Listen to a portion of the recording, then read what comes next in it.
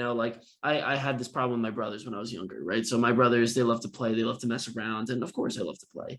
But there's a point where like I feel like they take it too far. And when they take it too far, I have the option to escalate and be like, they punch me on the shoulder. Do I punch them in the face? Do I punch them harder on the shoulder? Or do I go with, and this is what I called it, back when I was younger, I was raised Christian, or should I go with the Jesus philosophy of, being agreeable and being like, well, not necessarily agreeable, but just not fighting back, the Gandhi, Buddha, type of idea. But then I realized, what? Go ahead, tell the story. But then I realized that what that makes you become a punching bag. That's right. Right. And so your characterization of Jesus and Gandhi and Buddha is the social myth that has been created around those people, totally all false. Gandhi was anything but soft. He was a lawyer. Most people don't know that. And he was tough as nails. And all he was doing, he was not a peacemaker. Neither was Jesus a peacemaker. People, and Buddha certainly was not a peacemaker. What they were different. They were different people for their times. Gandhi wanted to liberate India from the Great Britain's rule. Yes. What he came up with was a way of using Britain's moral standing, because the British have this moral standing, we're moral people, against them. And the way he did that was by developing civil disobedience. And so he would do these mass civil disobedience protests, nonviolent, but not peaceful. Yeah. That's the difference. Jesus, boy, people get Jesus so screwed up. They've really never studied the history of Jesus. Jesus was a political radical. And he was a rabbi. He never intended to establish a rhythm. He's not a guy that established a religion. This is all the bullshit that came later. He was into peace, but he was also into civil disobedience and he was caught as a Jew in that period. He was caught between the Pharisees, the Zealots, and the Essenes, and for three different Jewish sects that existed in what was then Palestine.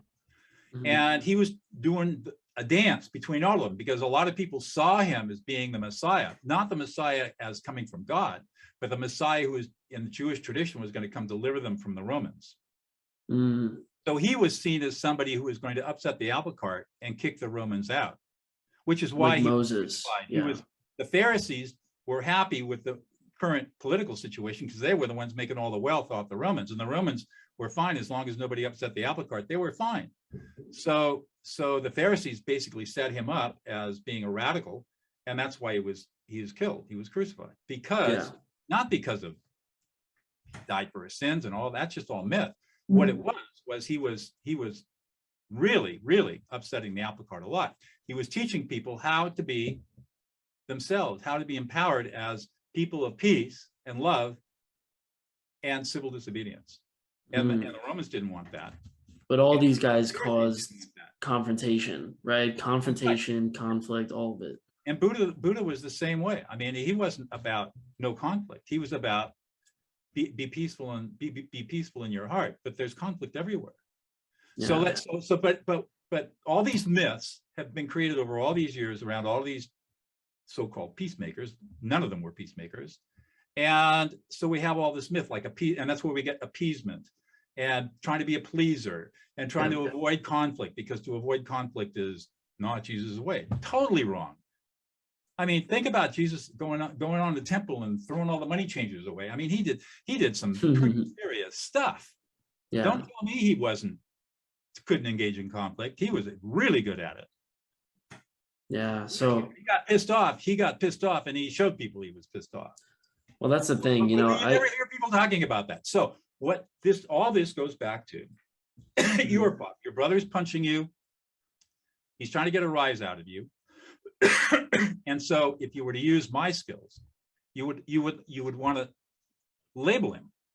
What are his emotions? What's his emotional experience? Why is he punching you? Why is he trying to get a rise out of you? What emotions are going on that would cause that? Are you asking me? Yeah. Let's see. There's obviously the instinct to play, right? But there's also the instinct to, let's say, dominate. Dominate. Yeah. And then I guess I'm unskilled at this because that's probably all I have. All right. So your brother is you guys are bantering around, all of a sudden he starts to punch you and he wants to sort of get engaged. Here's what's going on with him. He is so emotionally incompetent that he doesn't even know that he's having an emotional experience. And he's in a condition known as alexithymia, where he cannot state his own emotions, but he's feeling, I'll get a little technical here, he's got an interoceptive experience where his body is telling him something that's going on. That is triggering affect in his brain. But because he can't translate the affect into emotion, because something he didn't meant, and most kids don't develop this because parents are incompetent and they can't teach any higher than their own competency. He now is being reactive to his own affective and interoceptive experience because he can't express his emotions. Okay. So now, in order to deal with that, have you ever had the experience that you're so mad you punch your fist through a wall? Of course. Of course. That is alexithymia. That's the inability to say to yourself, I am really angry, I'm really frustrated, I'm really pissed off, I'm really anxious, I feel embarrassed and shamed, I don't feel supported, and I don't feel appreciated. You label yourself, then all of a sudden you calm down. When people cannot do that, then they get all this affective experience going on, and the only way they can relieve it is by taking physical action, which is making it sound like this is where violence comes from. Yeah. And at a much more minor degree, it's getting punched on the shoulder. So you turn to your brother and say, hey, bro, you're really frustrated and anxious right now. Huh? Yeah, you're really frustrated. Something's kind of pissing you off a little bit. It's not me, but I don't think, but something's really pissing you off and you're really frustrated and you're a little anxious.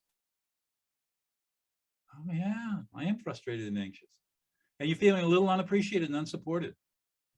Yeah, and it's making it kind of sad. Yeah. Boom, over. And it's that fast. Boom, it's over with. I'm not gonna lie. I mean, as I'm sitting here, I'm saying there's no way that's gonna work, right? Like that is first reaction. Everybody says, of course, and it works every time. Dude, I've been training murderers to be peacemakers in maximum security prisons for 11 years. This is the first thing I teach them. Don't give me a story. Of course, you don't know it doesn't work because you haven't gone out and tried it yet. But let me tell you, it works, and it works first time every time because our brains are hardwired for this. So give me a story. That's the neuroscience. Help me understand. It's so counterintuitive to everything that you've ever heard or listened to before. And it seems to contradict everything that you know. And it's true. It does contradict, and it is counterintuitive. But it's based on hard science. There are over 20 studies, brain scanning studies, that show how this works and why it works and the effects of it in different situations.